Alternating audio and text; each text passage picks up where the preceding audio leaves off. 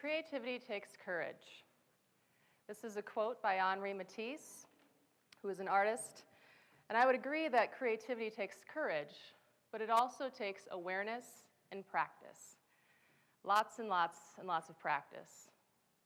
Now, I think all of us would agree that to become masters at something or even decent at something, it takes some practice. Whether you're a basketball player or whether you're a public speaker or an artist, practice is key. It takes some time and effort. We practice for automaticity. So great musicians still practice scales. Basketball players still practice free throws. And they do this so that when they are in a situation where there's thousands of screaming fans or they're up on a stage, those fundamentals happen almost subconsciously. And creativity also requires practice. It's not something that's just bestowed upon the lucky winners of the genetic soup. Creative practice actually begets more creativity. But here's the thing, practice takes time. And as we get older, we get more and more constrained for time. So we are working, we have families, thousands of errands that need to get done before we go home at night. And there's all of these things that are pressures on us, and we have to decide what we're going to practice or even if we're going to practice something. So why would we want to spend time practicing creativity? I mean, we say creativity is important. We know that it's important for innovation and for economy and for happier workforce, but we seem to really, really hate creative practice. Or maybe we've just grown so far out of practice that it seems foreign to us, kind of silly or lazy, not productive, or just for kids. So before I tell you how to practice creativity, I want to talk with you a little bit about why it's important that we practice creativity. This is a drawing by my oldest daughter when she was 6. I'm not sure what was going through her mind that day. We don't really go into caves a lot, but evidently she was thinking about caves. And as I was thinking about what to talk with you about today, this picture popped into my mind.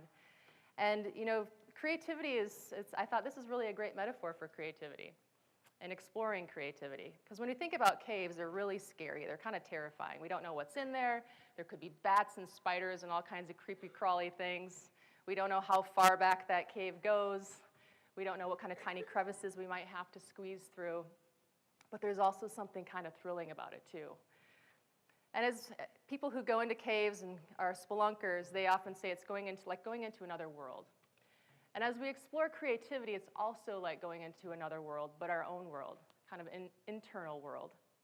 And as we explore and as we practice, we learn about the things that we love, the things that we fear, the things we'd hate, and all of the things in between. We're kind of building a map, and we're understanding who we are. So it's really an age-old story. To understand creativity is to understand ourselves, to understand the things that the gifts that we're given and our unique talents and abilities and that creative filter through which we see the world. We all have some kind of creative ability, and it might manifest itself in different ways. So you might be an entrepreneur and you love to create new businesses and products. You might be a computer scientist who likes to create code. You might be someone who sits and thinks of lyrics as they brush their teeth. There's all kinds of different ways creativity can manifest itself. But there's a unique creative thread that is your own. And many times that thread gets buried. It gets buried by pride, by fear. It might be squashed by education. But there is some kind of thread that's there that runs through your life. A few years ago, I was working with schools helping integrate technology into the classroom. And that's about the time the creativity craze hit. The schools kill creativity talk was all over the place.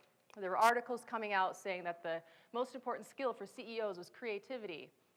And there were 21st century skills lists, and all of them had creativity as one of the top skills students needed to master for the 21st century.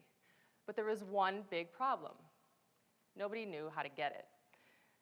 Nobody could really even define what creativity was except for, I don't know, maybe art class. And so one instance in particular stood out for me. I was working with a 5th grade teacher. It was in a rural setting. And we had iPads, and I'm going through a smart board or whatever the technology was at the moment. And she said, okay, I get this, but how am I supposed to teach creativity? Nobody ever taught me how to do that. And it was one of those moments where everything kind of crystallized and, you know, time stops for a second. And I'm a chemist and a mathematician, and I also have a master's in technology, so I've been trained to tinker and experiment and solve. And in my naivete at the moment, I thought, well, I'll just solve this for her. I'll maybe make a killer Venn diagram, and it's going to go up on all the classrooms, and everyone's going to love me. It didn't really turn out that way. I did end up co-writing a book on creativity for teachers, and I did receive a fellowship for creativity and learning about creativity in communities and education. And I say fellowship, but it was more of a quest. And in my first year of that quest, I went and I studied schools in Europe. I went to exclusive schools there. I went to Montessori schools on the East Coast and innovation education incubators on the West Coast, and I went to different kinds of workshops and seminars, and I studied design thinking and the maker movement and creative problem solving, and I interviewed people.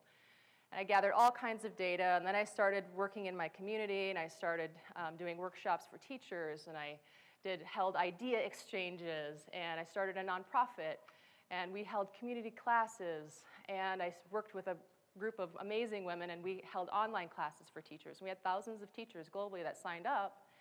We ended up making a company that basically works to increase creativity and creative capacity for teachers. But then my 5-year-old came home from school, and she said, "Mom, I don't want to go back." And she would cry when school started. She said, "It's so boring. All we do is worksheets. Can I just stay home? Can we work on projects?" And I felt like I had failed. All that work, all those years of work, and I felt like a failure. And I sat in a cohort with my fellowship group, and these are amazing, wholehearted people working on really gritty stuff like sex trafficking and addiction and just all kinds of really hard work, physical disabilities. And I said, I've failed. I thought I could do, I've worked so hard for these couple of years, and I haven't moved the needle. My own kid feels sad, doesn't want to go to school because it's boring. And at one of the breaks, one of the women came up to me and she said, she was an artist. She's really quiet. She uses her art form to basically shed light on a lot of the domestic violence and abuse that happens in too many homes these days. And she said, "Don't you dare give up. This is important. Creativity and having a creative is what saved me." And it was in that moment that I kind of thought back to my own time when I was co-writing the book, and I became a single parent, 2 small kids, under 3 years old at home. And then shortly after that, I lost my job, and I was wandering the halls at 3 and 4 in the morning, wondering, how am I going to pay my bills? How am I going to feed my kids? How am I going to keep us safe? And then something clicked, that automaticity kicked in, and I called my friend, and I said, that book that we were talking about that one day when we were driving back from Pier, let's write it. And going to the coffee shop every day and just that act of writing, that act of creating something, was a lifeline for me when I was going through a really dark and vulnerable time. And so this stuff is important. Creativity is important for business and economies and innovation, but it's so much more than that. It's how we connect. It's what we go to in times of grief and in joy and in mischievousness. It's bronze sculptures, it's jazz music, it's the guy in his garage carefully shaping wood of a handmade canoe by moonlight. It's the stuff that helps us cope, it's the stuff that helps us connect to each other, and it's the stuff that helps us connect to ourselves. Creativity is connection. So when we think about why this stuff is important, why we need to have creativity in our schools, if we want innovation and we want invention and we want an empowered workforce, we need to practice creativity. We need to advocate for the practice in our schools and in our communities. So here's 3 fundamentals that you can use to practice your creativity. The first rule is to bring about awareness. And you can do this simply by becoming a better observer. And kids do this wonderfully. If you've ever dropped the F-bomb, a kid will pick up on that like no business. They can get the perfect pronunciation and intonation, but they are wonderful observers. Everything is new. In design thinking, we say think like a traveler. When you go on a vacation, all the sights and the sounds and the smells and everything, the food that you eat, it's all in hyperdrive. You're really on sensory overload. So becoming a better observer will make you more creative. You can just listen to conversations at lunch, the cadence and the tone and the language that people are using. Looking at the sunrise and noticing all of those colors. Actively noticing, even if you take the same ride home every day, noticing what's different will pull you into a state of being present. So becoming a better observer. The second thing is empowerment. Now, the thing with empowerment is it gets thrown around a lot, and people say, I'm empowering you. Well, no one can empower you to do anything. You have to choose empowerment. Empowerment comes from within. So to become empowered, this is sort of the courageous stuff that Henri Matisse is talking about. To become empowered, you need a tribe. And a tribe is basically finding your people. And these are the people that root for you, these are your cheerleaders. Whenever you're doing weird, wacky, wild thing, they're always like, yeah, go for it. You need to find a tribe of people that will give you critical feedback, that will give you a little nudge when you're not feeling so brave, and that always give you that little cheerleading when you need it. The second way to get empowerment, or to give an empowerment to yourself, is to give yourself some do-overs. You know, if you watch kids play Foursquare and they screw up, they're like, do-over. We don't do that enough as adults. We need more do-overs. Failure is important. Failure is not an end. Failure is what we need, a necessary means to achieving greatness.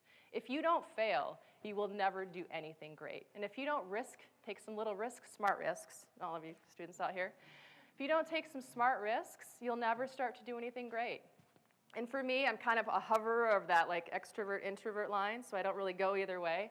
I had to just reach out to people and start asking to have coffee and to have lunch and to meet people I didn't really know. And that was a way to sort of increase that risk-tolerant zone for me. And then it starts to spill into other kinds of bigger risks. But start to see failure as a necessary means to being great. You know, it's going to feel weird. You know, there isn't one person who's been creative that hasn't had to swim upstream every now and then. And, you know, you just need to wear your weird like a badge of courage. It's unique. It's yours. It's why people love you. It might also be why people hate you, but we're going to focus on the love part. So we just need to increase that creative confidence. And the last thing is to dig into scratch. So if you know there's a class you always wanted to take, then you kind of know where to dig and scratch. And if you don't know where to dig and scratch, you can start by copying. Kids do this all the time. If they see something they like, they try to copy it. If they see a dance that's goofy, they'll try to dance it. If they hear a word they haven't heard, they'll try to say it. Copying is a great way to start digging and scratching and figuring out what they like. It's a great way to learn. And as long as you don't pass it off as your own work, it's a wonderful way to learn. Another way to dig and scratch is to remix. So YouTube videos, if you want to create your own version of something, or if you want to take a picture and use some sort of photo editing software to remix it a little bit. Maybe if you're a process person, you want to mix up a process map. But remixing is another way you can dig and scratch. Another way is to just remember. I went to a writer's retreat this last summer, and one of the exercises they had us do was to close your eyes and think about the kitchen of the house that you grew up in. And think about where that refrigerator was. Think about where that table was. Think about the smells that you smelled in that kitchen. Think about the words that you heard. Think about how the light moved across that room. And that act of remembering will spark your creativity. Just taking a walk in nature and just giving yourself some time to percolate. I mean, nature is filled with creativity from the sounds and colors and light and everything that you see in nature. Just going for a walk, that's a great way to get inspiration and to dig and scratch. You can combine things. Many of the things that we see now as innovation are actually just combinations of unlikely pairs. So whether it's the PC or Uber, those are all just wild combinations. And you can start in your kitchen. You can just combine different ingredients, combine different spices. There's really easy ways to start combining. Last weekend I talked with a blacksmith, and he was saying, I always listen to Tom Waits when I'm forging metal. And he kind of ran his hand on this umbrella that he had made, and he said, there's always a little bit of Tom in my work. It's always kind of wild and unruly and dark. And I love that. He was combining music with his craft of blacksmithing. So another way that you can dig and scratch is to use reflection. So you can journal, and like art journals are all the rage these days. You can sketch, you can have a sketch journal, you can be a diary form, you can just write words that you like or sentences or whatever comes to mind, but that active reflection will also help you dig and scratch. So these are just some ways you can sort of get started. You have to get your hands dirty. Creativity can't be done in your head. You have to get it out. So Twyla Tharp calls it scratching. She's a choreographer and author, and she says it's sort of like you get a lottery ticket. Like you know something good's under there, but you don't know what it is. So you just got to scratch and figure it out. So it's sort of learning about who you are and what you like. Finally, whatever you do, you need to get started. Just plant some seeds and dig and scratch. You don't need to know exactly who you are, but play matters. Hobbies matter. You might not become the world's greatest didgeridoo artist, but you'll become a better human being. So creativity, it's a way of moving through the world. It's knowing who you are. It's staying aligned to that thread and your true north and the things that inspire you.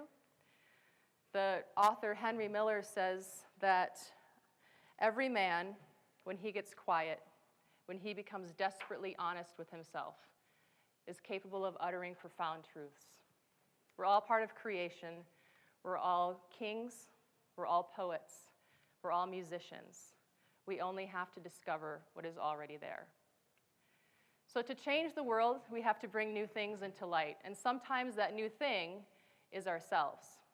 A new self, a more creative self, a self that's a little more honest and a little more vulnerable, but a self that's aligned to that thread. So as I leave today, I would encourage you to practice your creativity. I would encourage you to discover the truth and the beauty that's inside of you that's waiting to let loose upon the world. Be courageous, become aware, and most importantly, get to practice. Thank you.